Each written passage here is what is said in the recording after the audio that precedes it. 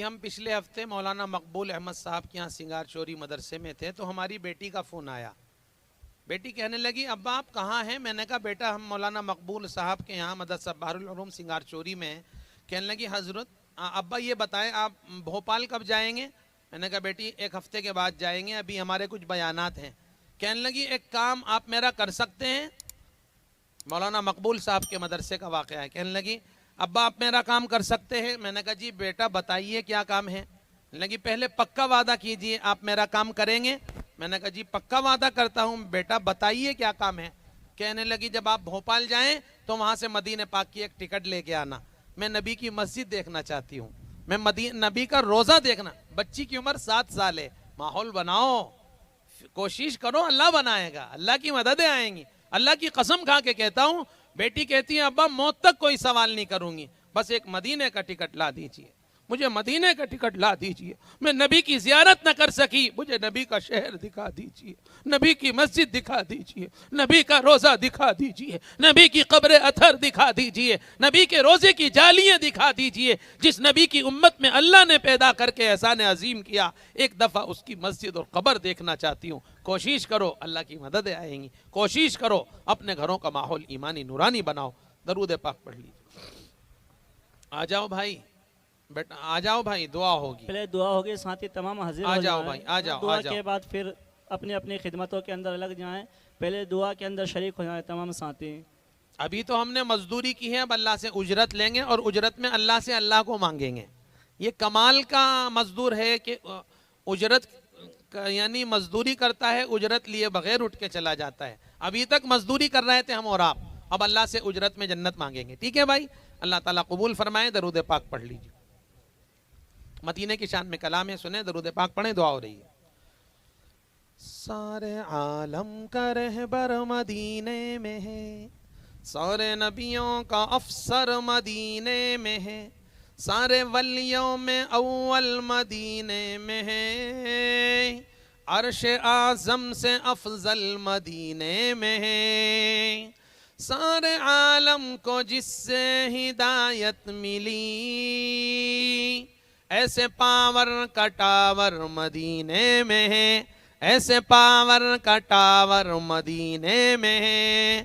صدقہ دن رات بڑھتا ہے گھٹتا نہیں، دوستوں کتنا ڈالر مدینے میں ہے، دوستوں کتنا ڈالر مدینے میں ہے. ایپلیکیشن گنہگار ڈالے نہ کیوں، بخشوانے کا دفتر مدینے میں ہے. پی کے جس کو دعائیں قبول ہو رہی، وہ حسین جام واٹر مدینے میں ہے. آؤ دربار آقا میں مل کر چلیں، آؤ دربار آقا میں ہم سب چلیں، آؤ دربار آقا میں بچوں چلیں، آؤ دربار آقا میں مفتی چلیں. زندگی کا سفینہ مدینے میں ہے، زندگی کا قرینہ مدینے میں ہے. جیسی محبت مسلمان مدینہ پاک سے کرتے ہیں، اگر ایسی محبت مسلمان رسول پاک سے کرنے لگے تو اللہ تعالیٰ کی مدد کے دروازے ابھی کھل جائیں. مدینہ اصل نہیں، شاہ مدینہ اصل ہے. مدینہ تو جنگل تھا، نبی تشریف لے کر گئے تو مدینہ منور بنا، معظم بنا، مشفع بنا، مطہر بنا، زادہ اللہ شرفا و کرامہ بنا. میرے نانا پہلی مرتبہ جب مدینہ پاک تشریف لے گئے، میں نے اپنی اماں سے سنا ہے، میرے نانا مولانا زکریا رحمت اللہ علیہ جب پہلی بار مدینہ پاک تشریف لے گئے تو نبی کی مسجد میں داخل نہیں ہوئے، باہر ہی نماز ادا فرمائی، باہر بیٹھ کر ہی صلاۃ و سلام پیش کیا. نانا جان کے خادم نے عرض کیا اندر چلیں، فرمایا بہت بے ادب ہوں، کوئی گستاخی نہ ہو جائے، بہت بے ادب ہوں، گستاخی نہ ہو جائے. سمندر پیے پڑے ہیں، ڈکار بھی نہیں لیتے. جو جتنے با ادب ہیں وہ اتنے، جو جتنے آقا کے قریب ہیں وہ اتنے با ادب ہیں، جو آقا سے جتنا دور ہیں وہ اتنے بے ادب ہیں. اللہ ہمیں معاف فرمائے، ہمیں ادب سیکھنے کی توفیق عطا فرمائے. نانا جان کے خادم نے عرض کیا اندر چلیں، فرمایا بھائی بہت بے ادب ہوں، کوئی گستاخی نہ ہو جائے، کوئی بے ادبی اندر نہ ہو جائے، باہر ہی رہوں گا، پہلا سفر ہے زندگی. باہر ہی نماز ادا فرمائی، باہر ہی صلاۃ و سلام پیش کیا. نانا جان رو رہے تھے، اللہ کے حبیب کے در اقدس کے مسجد مبارکہ کے در اقدس پر بیٹھے ہوئے آنسو بہا رہے تھے، گریہ زاری تاری تھی جسم پر۔ یہ فرمایا لباس بھی بہت سادہ تھا، بڑا سادہ لباس پہنتے تھے نانا جان۔ نانا جان کی ظاہری حالت کو دیکھ کر ایک شخص یہ سمجھا یہ کوئی بھیک منگا فقیر ہے، شاید بھیک مانگنے آیا ہے، انٹرنیشنل بھیکاری ہے، بھیک مانگنے آیا ہے۔ نانا جان کو بھیکاری سمجھ کر اس شخص نے ایک ریال جھولی میں ڈال دیا۔ نانا جان کے خادم نے کہا، او بھائی ہلکے میں مت لینا، بخاری شریف ایسے یاد ہے جیسے تجھے 1 سے 10 تک گنتی یاد ہے، یہ بھیکاری نہیں ہے، نبی کا عاشق ہے، بھیکاری نہیں ہے، نبی کا عاشق ہے، ہلکے میں نہ لے۔ بخاری شریف ایسے یاد ہے جس کو تجھے سورہ فاتحہ یاد ہے۔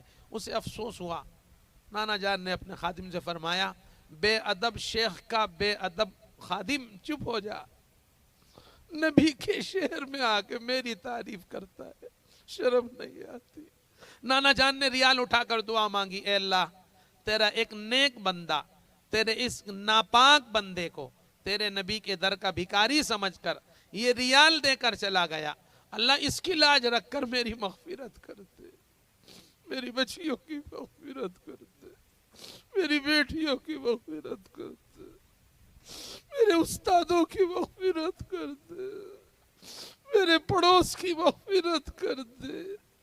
50 سالہ زندگی میں کوئی سجدہ اس قابل نہیں جسے تیری بارگاہ میں پیش کر سکوں، 1 ریال اس قابل ہے جسے میں فخر کے ساتھ کہتا ہوں، یہ اس قابل ہے کہ اسے تیری بارگاہ میں پیش کر سکتا ہوں، اس ریال کی لاج رکھ کر آج میری مغفرت فرما دے۔ کہو سبحان اللہ۔